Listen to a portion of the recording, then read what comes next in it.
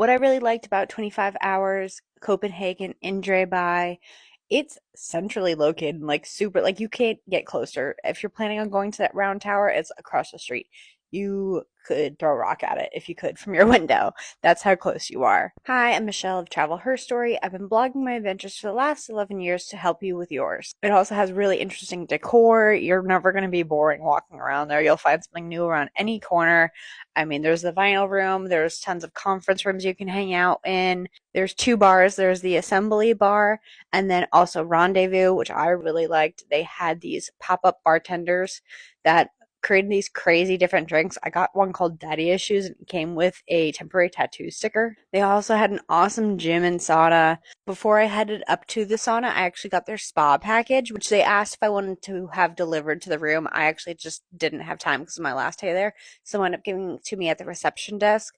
And I had this really cute robe, slippers, came with a towel. The beds were cozy. We had a room that was very science themed. There was books from like Stephen Hawking and different pictures of space, I assume from like the Hubble telescope or something like that. The bedroom was spacious enough for me and my friend who were staying there.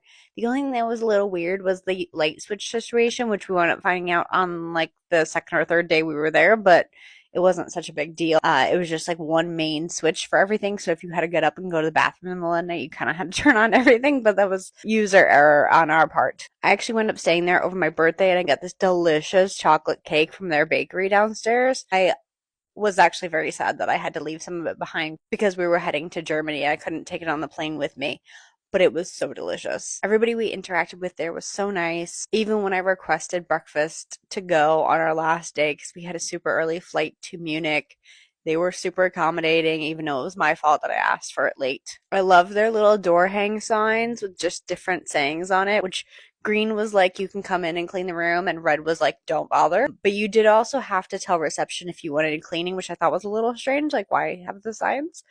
But I mean, I guess that's how they run things. I wound up doing some blogging work there and I had to upload a bunch of files. And let me say, the Wi-Fi was incredible. It took me no time at all. Me and my friend sat in the assembly bar and had an espresso martini while I was waiting for the files to upload and just played a card game. By the time we were done with our drinks, my uploads were done. So if you are planning to work while there, it has spectacular Wi-Fi. You will not be disappointed. There's also tons of public transportation right near there. Me and my friend took the tram directly from the airport to there, and it was just a short walk to the hotel. We also took the metro or trains, I can't remember which. I think it was trains over to some castles outside of Copenhagen, and it was super easy to get to the station from there and hop over to one of those castles and have like a nice day away from the city.